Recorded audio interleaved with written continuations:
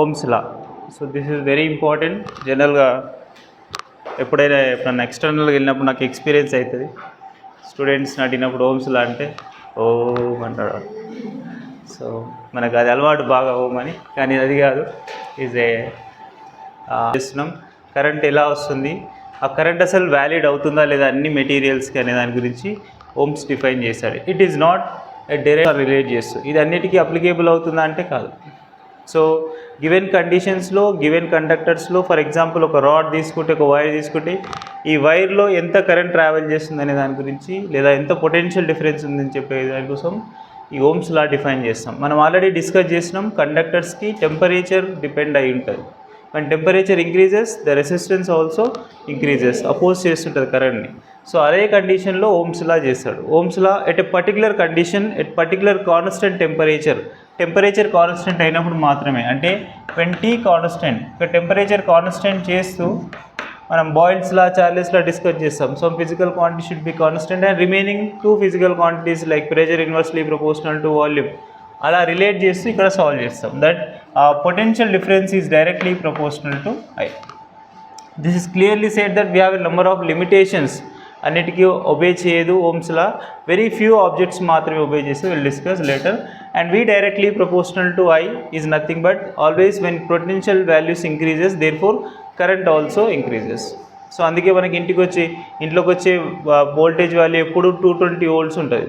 మీరు ఏదైనా బల్బ్ తీసుకొని చూడవచ్చు, బల్బ్ వెనకాల దాని మీద రాసి ఉంటుంది అన్న 220 volts అని రాసి ఉంటుంది. అంటే మనకి ఇంట్లోకి ఎంత వోల్టేజ్ వస్తుంటుంది 220. బట్ అదే హై టెన్షన్ వైర్స్ ఉంటాయి.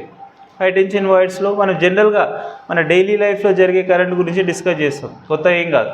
మన ఇంట్లో ఇక్కడ కరెంట్ ఎలక్ట్రిసిటీ మంచిగా వస్తే మన ఇంట్లో ఎలక్ట్రీషియన్ అవసరం లేదు, మీరే పోయి తిప్పవచ్చు, అవునా? సో అంతా డీటెయిల్గా ఉంటుంది అన్నట్టు. మనకు వర్షాకాలంలో కూడా ఎట్లా ఎస్కేప్ అవ్వాలి, వర్షాకాలంలో ఒక షాక్ వస్తుంది, మొత్తం వెట్ సర్ఫేస్ ఉన్నప్పుడు కాలు పెడితే షాక్ వస్తుంది. కానీ బర్డ్ పోయి ఒక తీగ మీద ఆగితే షాక్ రాదు, అవునా? ట్రై చూసారు ఎప్పుడైనా? బర్డ్ ఎంత పెద్ద బర్డ్ పోయినా సరే ఒకటే వైర్ మీద నిలబడితే షాక్ రాదు, బికాజ్ ఇట్ హ్యాస్ సేమ్ పొటెన్షియల్లో ఉంటుంది. అదే ఆ వైర్, ఆ ఇంకో లెగ్ తీసి ఇంకో దాని మీద పెట్టింది అనుకోండి, అప్పుడు షాక్ వస్తుంది, అప్పుడు క్లోజ్డ్ సర్క్యూట్ అవుతుంది. సో ఆ రిలేషన్స్ అన్నీ ఇక్కడనే స్టార్ట్ అయితే ఓమ్స్ లా రిలేటెడ్గా V directly proportional to I. So V is nothing but potential difference and I is nothing but current. So ఈ ప్రపోర్షనాలిటీ వాల్యూస్ అనేటివి లిమిటేషన్స్లోనే కండిషన్లో అప్లై అవుతాయి. ఏ లిమిటేషన్స్ ఉండొచ్చు? When Ohm's law is obeying that nothing but that should be a linear conductor. Linear conductor అంటే straight rod ఉండాలి. ఒక క్రిస్టల్ తీసుకొచ్చినాం, పెద్ద స్టోన్ తీసుకొచ్చినాం, ఆ స్టోన్లో మనకి కరెక్ట్గా కరెంట్ ఎంత పోతుందంటే ఈ ఫామ్లో యూజ్ చేసి వస్తుంది అంటే రాదు. లేకపోతే ఒక ఎలక్ట్రోలైసిస్ చేసినాం, ఎలక్ట్రోలైట్ చేసినాం, మీ కెమిస్ట్రీలో ఉంటాయి, కాపర్ సల్ఫేట్, ఇవన్నీ ఎలక్ట్రోలైట్. అంటే copper sulphate actually Ohm's law obey చేస్తుంది. All electrolytes are not obeying Ohm's law. అంటే మనం లిక్విడ్స్ యూజ్ చేస్తాం, ఆ లిక్విడ్స్లో కరెంట్ ఒక ప్లేస్ నుంచి ఇంకో ప్లేస్ ట్రావెల్ చేస్తుంటుంది, కానీ దాన్ని వి డైరెక్ట్లీ ప్రపోర్షనల్ టు ఐ రిలేషన్లో యూజ్ చేయలేము.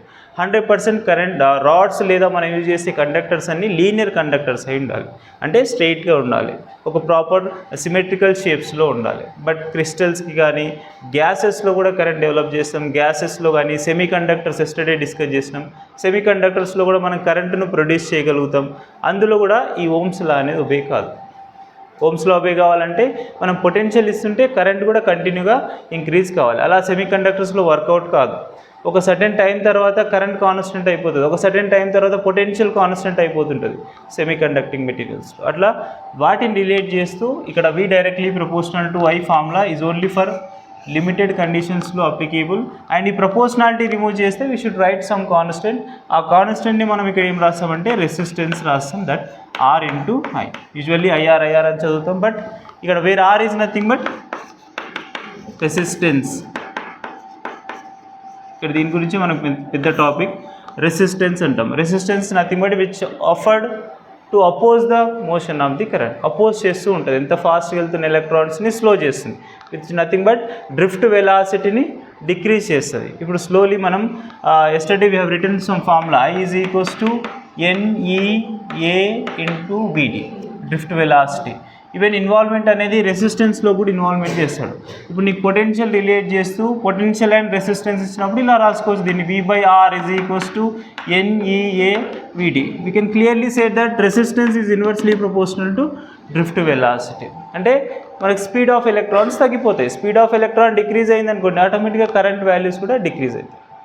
సో అట్లా రెసిస్టెన్స్ వాల్యూస్లో వస్తే V is equals to IR. So దీన్నే మనం పర్టికులర్గా లిమిటేషన్స్లో రాస్తే ఇలా రాస్తాం.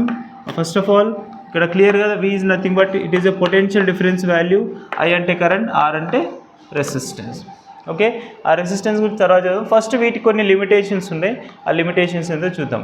100% ఈ లిమిటేషన్స్లో all materials are obeying Ohm's law is nothing but which are linear conductors. ఒక ఏదైనా మెటీరియల్ మనం ఓమ్స్ లాను ఒబే చేస్తుందంటే అది లీనియర్ కండక్టర్ అయి ఉండాలి. అంటే ఫస్ట్ కండిషన్లో మెటీరియల్స్ అన్నీ లీనియర్ కండక్టర్స్ ఉంటాయి.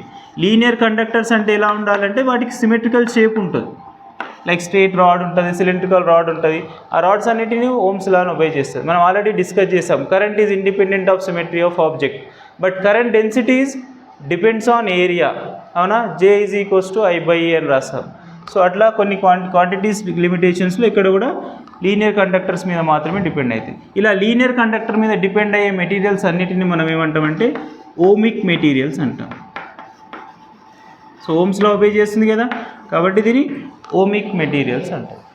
ఓకే, నెక్స్ట్ ఒకవేళ లీనియర్ కండక్టర్ కాకుండా నాన్ లీనియర్ కండక్టర్స్కి అయితే ఇది ఒబే చేయదు. నాన్ లీనియర్ కండక్టర్స్ తీసుకున్నాం అనుకోండి, నాన్ లీనియర్ కండక్టర్స్కి అయితే మెటీరియల్స్ ఒబే చేయట్లేదు కాబట్టి దాన్ని ఏమనాలంటే నాన్ ఓమిక్ మెటీరియల్స్ అంటాం. నాన్ ఓమిక్ మెటీరియల్స్, ఈ కాన్సెప్ట్ కొంచెం క్లియర్గా ఉండాలి. ఇది బేసిక్ ఉంటేనే మనం ఫర్దర్గా కిర్చాఫ్ లాస్ కానీ అన్నీ ఈజీగా అర్థమవుతాయి, లేకపోతే రాదు. Non ohmic materials values. And ఇప్పుడు వీటిని బేస్ చేసుకొని నాన్ ఓమిక్ మెటీరియల్స్ అంటే లైక్ క్రిస్టల్స్ ఉండొచ్చు, ఎలక్ట్రోలైట్స్ ఉండొచ్చు, గ్యాసెస్ ఉండొచ్చు, సెమీ కండక్టర్స్ ఉండొచ్చు, వాటన్నిటిని నాన్ ఓమిక్ మెటీరియల్స్ అంటాం. అంటే ఓమ్స్ లాని ఒబే చేయరు, ఓమ్స్ లా ఒబే చేయకుండా ఉంటాయి. అండ్ వీటిని బేస్ చేసుకొని V directly proportional to I కదా. So V directly proportional to I అయినప్పుడు మనకి కొన్ని గ్రాఫ్స్ వస్తాయి. గ్రాఫ్ని యూజ్ చేసి కూడా మనం ఇన్ఫర్మేషన్ గ్యాదర్ చేయొచ్చు. ఫస్ట్ గ్రాఫ్ ఏంటంటే for example V directly proportional to I graph relate చేస్తూ for example V along the Y axis and current along the X axis అనుకుంది. So current along the X axis వాల్యూస్లో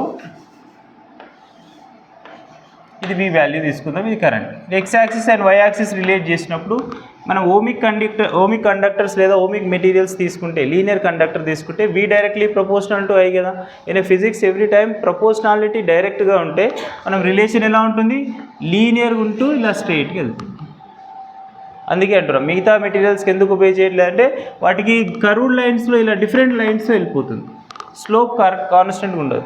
but rule ఏంటి, proportionality as per mathematics directly proportional ఉంటున్నామంటే 100% graph లీనియర్గా వస్తేనే అది directly proportional condition. Course proportionality remove చేస్తే constant వస్తుంది. So V equal to IR వేరే, V directly proportional to I వేరే. V equal to IR will applicable for all materials. V equal to IR అన్నిటికీ apply అవుతుంది, కానీ V directly proportional to I మాత్రం only ohmic materials లేదా linear conductors మాత్రమే apply అవుతుంది. ఓకేనా. నా ఇప్పుడు మనం V directly proportional to I related graph తీసుకుంటే V మనం Y యాక్సిస్ మీద, దీని మీద క్వశ్చన్స్ చాలా ఉన్నాయమ్మా. V డైరెక్ట్లీ ప్రపోర్షనల్లో V Y యాక్సిస్ ఉంటూ I X యాక్సిస్ మీద ఉంటాయి. స్లోప్ సాల్వ్ చేస్తాం, అనదర్ ఫిజికల్ క్వాంటిటీ డెవలప్ అవుతుంది.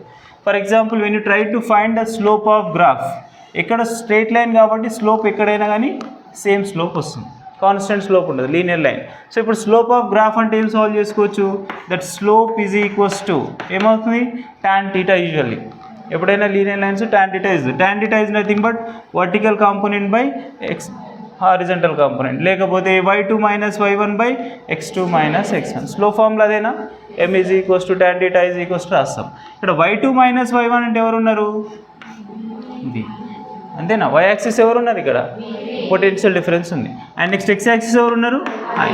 ఈవెన్ tan θతో కూడా ఎక్స్ప్రెస్ చేయొచ్చు. ఇక్కడ ఒకవేళ θ యాంగిల్ ఎక్స్ప్రెస్ కావాలనిపిస్తే tan θ కూడా తీసుకుంటాం, అంటే ఇది tan θ కూడా ఈక్వల్ చేసుకుంటాం.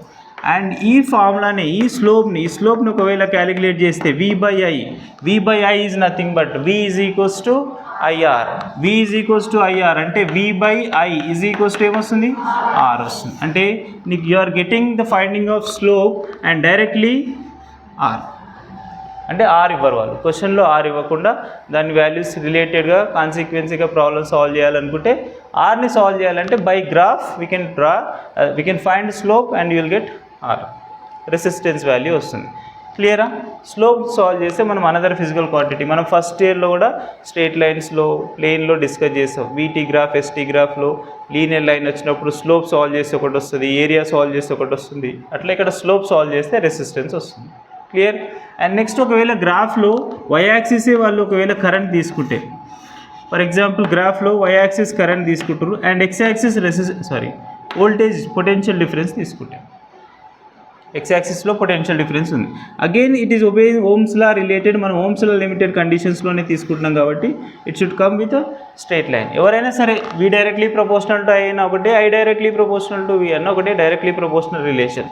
సో ఇప్పుడు దీనికి డైరెక్ట్లీ ప్రపోర్షనల్ రిలేషన్ రాస్తే again we have to be find slope of the graph is nothing will gives as slope of the graph is nothing but y axis y2 minus y1 by x2 minus x1, that current by voltage మనం యూజువల్గా ఎలా రాస్తాం?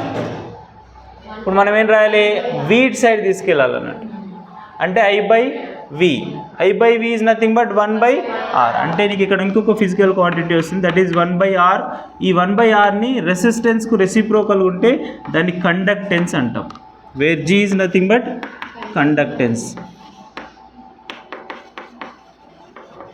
Conductance value, reciprocal of the resistance. కొన్ని words వస్తాయి, అందులో కొత్త physical quantity G is nothing but conductance.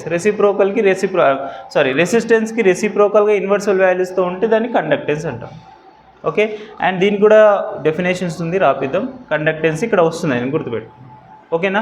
1 by r is nothing but G వాల్యూస్లో ఆ జీ వాల్యూ ఎప్పుడు వస్తుంది? అఫ్కోర్స్ ఇక్కడ కూడా డెవలప్ చేసుకోవచ్చు జీని. ఏం చేయాలి? రివర్స్ చేస్తే సరిపోతుంది. అంటే v by iని i by v రాసుకోవాలి, అంటే స్లోప్ని 1 by tan theta రాసుకోవాలి. దట్ మీన్స్ 1 by r అయిపోతుంది. ఇలా రాసినా ఒకటే, దీన్ని రిలేట్ చేస్తే. Clear? And Ohm's law relate చేస్తే వీటిని గ్రాఫ్ని రిలేట్ చేస్తూ సాల్వ్ చేస్తే ఇలా చేస్తాం. అర్థమైందా? ఓకే.